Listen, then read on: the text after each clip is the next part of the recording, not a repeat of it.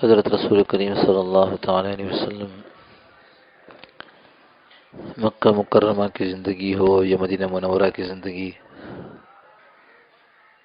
سب اعلاء کلمت اللہ کے لیے تھے، اللہ کا کلمہ دنیا میں بلند ہو جائے۔ مکہ مکرمہ میں بغیر کسی ٹکراؤ کے، بغیر کسی لڑائی اور جھگڑے کے آپ صلی اللہ علیہ وسلم اپنے پیغام کو پہنچاتے رہے۔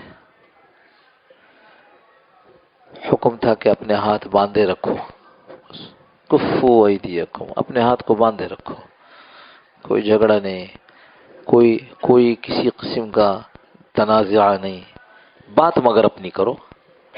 اگر یہ کافر کہیں، جیسے کہا گیا کچھ تمہارا کچھ ہمارا، منع کر دو، تم کرتے ہو تمہارا ہے، جو ہم کرتے ہو ہمارا ہے، کوئی کمپرومائز نہیں ہے۔ لیکن اس میں کوئی لڑائی کا عنصر نہیں تھا، جھگڑے کا عنصر نہیں تھا۔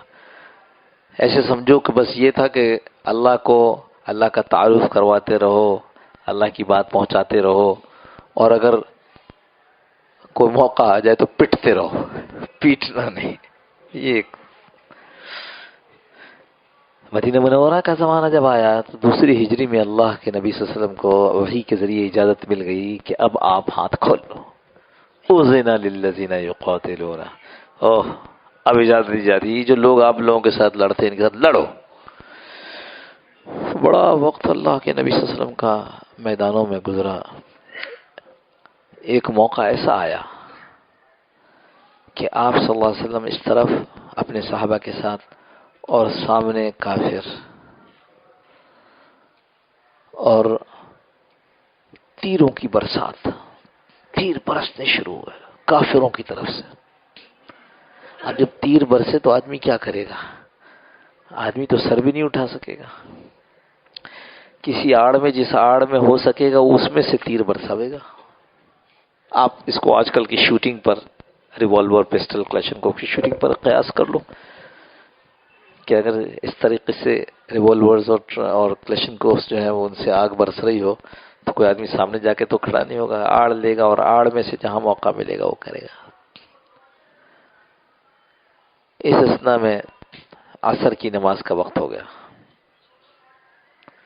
اب عصر کی نماز کا وقت ہو گیا، ادھر سے تیروں کی بارش ہے، کیا کریں؟ جو جہاں ہے وہیں ہے، ہل نہ سکا۔ عصر کا وقت آپ کو معلوم ہے تنگ ہوتا ہے، تھوڑا ہوتا ہے، کچھ کم ہوتا ہے نا۔ بس وہ تیر برستے رہے، عصر کا وقت ختم ہو گیا اور مغرب کا وقت داخل ہو گیا، سورج غروب ہو گیا۔ اور آج بھی لڑائیاں جو بیٹل فیلڈز میں ہوتی ہیں، میدان جنگ میں ہوتی ہیں، ان میں مغرب کی نماز کے بعد، یعنی اندھیرا ہو جانے کے بعد لوگ اپنے اپنی طرف چلے جاتے ہیں۔ اس زمانے میں تو بہت صاف یہی تھا کہ مغرب یعنی اندھیرا ہو گیا تو پھر یہ فوجیں ادھر، وہ فوجیں ادھر۔ مغرب کے وقت جا کر ان کو موقع ملا۔ اللہ کے نبی صلی اللہ تعالی علیہ وسلم جو رحمت للعالمین، ساری دنیا کے لیے رحمت بنا کر بھیجے گئے، کبھی کسی کو اپنے دکھ پر، کبھی کسی کو اپنے دکھ پر بد دعا نہیں دی۔ آپ صلی اللہ علیہ وسلم کو پتھر مارا گیا، بد دعا نہیں دی، کانٹے بچھائے گئے، بد دعا نہیں دی، اپنے سے دشمنی کرنے والوں سے کبھی بدلہ نہیں لیا۔ لیکن جو نماز سے پہلے میں عرض کر رہا تھا، یہ آدھا سچ ہے، آدھا سچ ہے۔ پورا سچ کیا ہے کہ جب کافروں نے نماز کا وقت اس تیر اندازی میں نکال دیا اور اللہ کے نبی کی صلی اللہ علیہ وسلم کی عصر کی نماز ضائع ہو گئی، فوت ہو گئی، اللہ کے نبی صلی اللہ علیہ وسلم نے ارشاد فرمایا، حبسونا عن الصلاة الوسطى صلاة العصر، حبسونا، انہوں نے روک دیا۔ حبس سمجھتے ہو نا، بلکہ زیادہ کہوں تو حبس سے بھیجا ہے نا، پولیس والوں نے پکڑ کے حبس سے بھیجا، حبس مانے روک لیں۔ حبسونا عن الصلاة الوسطى صلاة العصر، ان لوگوں نے ہم کو عصر کی نماز نہیں پڑھنے دی، روک لیا ہمیں ایسے حال میں رکھا کہ ہم عصر کی نماز ادا نہیں کر سکے. ملا اللہ بیوتہم وقبورہم نارا، اللہ ان کے گھر کو اور ان کے قبر کو آگ سے بھر دے. یہ ہے پورا سچ. اپنی ذات کے لیے نہیں، لیکن کوئی اللہ اور اس کے رسول کا دشمن ہو، ہم اس کے ساتھ بھی ہنسے، ہم اس کے ساتھ بھی اپنے تعلقات اور دلی دوستی رکھیں اس کے ساتھ. یہ ہے وہ جو مغرب ہم سے چاہتا ہے. جس رواداری کی وہ بات کر رہا ہے کہ ہائے ہائے کسی مسلمان کسی انسان کے مرنے پر خوشی نہ کرو، ہاں بالکل نہیں کرنی چاہیے، بری بات ہے. لیکن اللہ اور اس کے رسول کا دشمن دنیا سے رخصت ہو، اللہ کیا بتا رہے ہیں، کیا کہیں گے؟ الحمدللہ رب العالمین.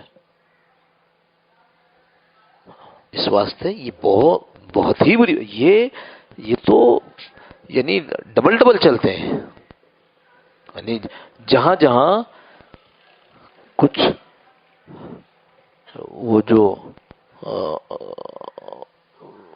کافروں پر کوئی مسلمان ناسمجھی میں، غلطی میں، غلط سمجھ کر ان کو نقصان پہنچا دے تو ساری دنیا میں شور، انسانی حقوق انسانی حقوق. اور جہاں جہاں مسلمانوں پر ظلم ہو رہا ہے ان کو کبھی توفیق ہی نہیں ہوتی تھی. اگر ایسے ہی آپ انسانی حقوق والے تھے تو کیا مسلمان انسان نہیں ہے؟ مسلمان بھی تو انسان ہے نا. ان کے لیے تو آپ کو دو جملے نہیں نکلتے، فلانے کے اوپر ظلم ہو رہا ہے اور یہ ہے صرف جو آواز اٹھانے والی ہے. تو جب مسلمانوں پر ظلم ہوتا ہے، ایمان والوں پر ظلم ہوتا ہے، نیک لوگوں پر ظلم ہوتا ہے، تو پھر آپ کی آواز کہاں جاتی ہے؟ ابھی گزشتہ ہفتے کی بات ہے، کوئی کتاب لکھی گئی، ایک سابق وزیر اعظم تھی ہماری، وہ بھی رخصت ہو گئی دنیا سے. ان پر کسی نے کتاب لکھ دی جو اس زمانے میں ان کی سیاسی حریف تھیں، سیاسی دشمنی تھی. اب اس کتاب کی رونمائی ہونی تھی تو ان کی بچیوں نے جن کے اوپر کتاب لکھی گئی تھی انہوں نے کورٹ میں دعویٰ کر دیا کہ جی اس کی رونمائی نہیں ہونی چاہیے. کیوں؟ جی اس میں میرے والدہ کے متعلق باتیں ٹھیک نہیں لکھی گئی ہیں. اوہو، آپ کیسے ایسے؟ آپ نے تو سلمان رشدی کی بڑی حمایت کی تھی، آپ لوگوں نے تو تسلیمہ نسرین کی بڑی حمایت کی تھی جس نے اللہ اس کے رسول کے خلاف لکھا تھا. آپ تو کہتے تھے آزادی اظہار ہے تو آپ کرو نا آزادی اظہار. اب آزادی اظہار نہیں ہے اس لیے کہ اپنی اماں پہ پڑ رہی ہے. یہ سب دوغلے ہیں، یہ سب دوہرا معیار رکھتے ہیں. اس واسطے میں پھر عرض کروں، ہمیں سلیم الفکر ہونا چاہیے. سلیم الفکر سمجھے؟ جہاں فکر کی سلامتی ہو، کس موقع پر کیا کرنا ہے، کتنا کرنا ہے،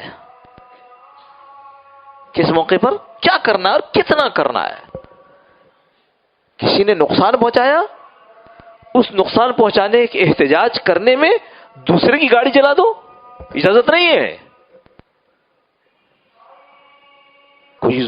کوئی جرم کر کے بھاگا ہے، اس کی ماں اور باپ کو اور بہن کو تھانے پکڑ کر کے لے آؤ، اجازت نہیں ہے. اور اللہ اور اس کے رسول کو برا بھلا کہا جا رہا ہو اور اس وقت خاموش بیٹھ جاؤ، اس کی اجازت نہیں ہے. یہ ہے سلیم الفکری، فکر کو سلامت رکھنا. اور یہ ہمیشہ کہاں سے آتی ہے؟ یہ آتی ہے آپ کے جہاں جہاں سے آپ چیزوں کو سیکھتے ہیں، جس ماحول میں رہتے ہیں. سلیم الفکر علماء کے ساتھ رہیں گے جن کی اپنی فکر سلامت ہے تو انشاءاللہ وہی چیز منتقل ہوگی. ہمارا ذہن بھی ان کی طرح بنتا چلا جائے گا. سلیم الفکر مشائخ کے ساتھ رہیں گے، ہمارا ذہن بھی ویسی بنتا چلا جائے گا. مشائخ ہیں، پیر ہیں، سلیم الفکر نہیں ہے، یعنی حضرت رسول کریم صلی اللہ علیہ وسلم کی محبت میں وہ باتیں کر دینا، کہہ دینا جو جائز نہیں ہے، تو ہمارا ذہن بھی آہستہ آہستہ ان کی طرف ہو جائے گا. ہم کہیں گے ہم نے اپنے پیر صاحب کو کرتے ہوئے دیکھا ہے. سلیم الفکر ہونا. اور جس چیز میں خاموش نہیں رہنا تھا اس میں خاموش رہ گئے تو کیا ہوگا؟ جو سلیم الفکر مشائخ ہیں وہ اس پہ خاموش نہیں رہتے. میں نے اپنے شیخ کو کئی مرتبہ دیکھا ممبر پر بیٹھے ہوئے اور ایک دم سے کسی کی شکل دیکھ کر خیال آ گیا تو کہ بھائی دیکھو داڑھی رکھنا ضروری ہے. اب اس پہ خاموش نہیں رہیں گے، اس لیے یہ تو واجب ہے نا، اس پہ خاموش رہنا. پھر کیا کہتے بھائی دیکھو میں آپ کے سامنے اللہ کی قسم کھا کر کہہ رہا ہوں کہ آپ کو میں اپنے سے افضل اور بڑا سمجھتا ہوں. مسجد میں ممبر پر اللہ کی قسم کھا کر کہہ رہے ہیں، جھوٹ کی کوئی گنجائش نہیں ہے کہ میں آپ کو اپنے سے بہتر پاتا ہوں، سمجھتا ہوں.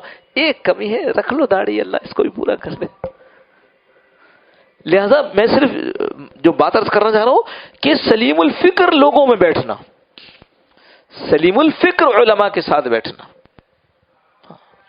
جو رو چل پڑی اس میں بہ گئے. بھائی کیا آپ کو معلوم نہیں ہے مل صاحب اتنا ضروری ہو گیا اب تصویر کا ہونا، لہذا ہم اپنی ویڈیو بنواتے ہیں. سبحان اللہ، جس طرف زمانہ پھسل گیا آپ بھی پھسل گئے. یہ کون سی سلیم الفکری ہے؟ سلیم الفکر کیا ہے؟ سلیم فکر کیا ہے؟ سلامت روی کیا ہے؟ سلامت روی یہ ہے کہ ہم اللہ کے دین کے پھیلانے کے ٹھیکیدار نہیں ہیں. ہم اللہ کے دین کو پھیلانے کے وہاں تک ذمہ دار ہیں جہاں تک شرعی حدود ہے. شرعی حدود نہیں ہے. میں نے پہلے بھی سنایا ہوگا کسی موقع پر بن نوری رحمۃ اللہ علیہ کے پاس کچھ لوگ آئے، انہوں نے کہا کہ حضرت وہ آج کل جو ہے بہت پرانی بات، حضرت بن نوری رحمۃ اللہ کا انتقال 74 میں ہو گیا تھا، 1974 میں، بہت پرانی بات ہے. تو حضرت یہ جو عیسائی لوگ ہیں انہوں نے اپنی مذہب پر فلمیں بنانی شروع کر دی ہیں، تو اگر ہمیں اجازت مل جائے تو ہم بھی کچھ اپنی مذہبی چیزوں کی تبلیغ کر لیں.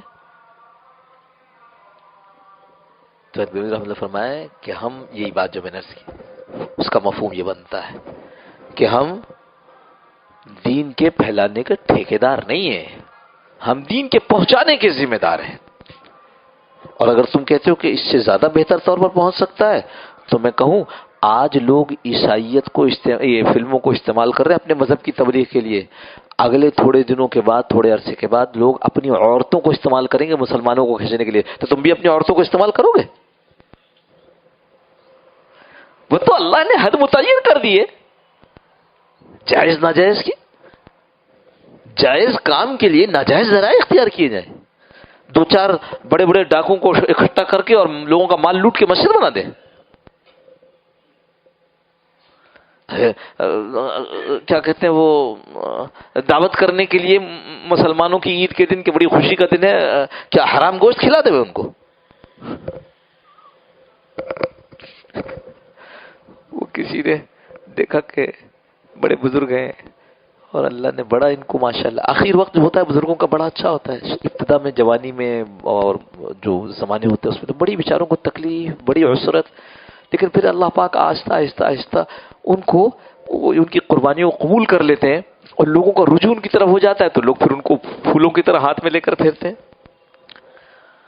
ان کی چپل جوتا بڑا شاندار ہے، جوتا چرا لیا. اب کوئی برکت کے لیے چرایا تھا کوئی بھی. وہ جو کیا ہوا کہ ایک ہفتے کے بعد کہا حضرت ہمارے گھر میں آپ کی دعوت ہے. اس کو دعوت کر دی.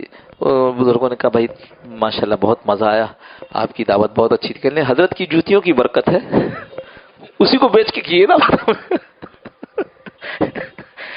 نہ بھائی نہ، جائز ذرائع استعمال ہوں گے. خیر بات کہیں اور چلی جائے گی. وہ یہ کہ سلیم الفکر لوگوں میں بیٹھنے کی کوشش کرو.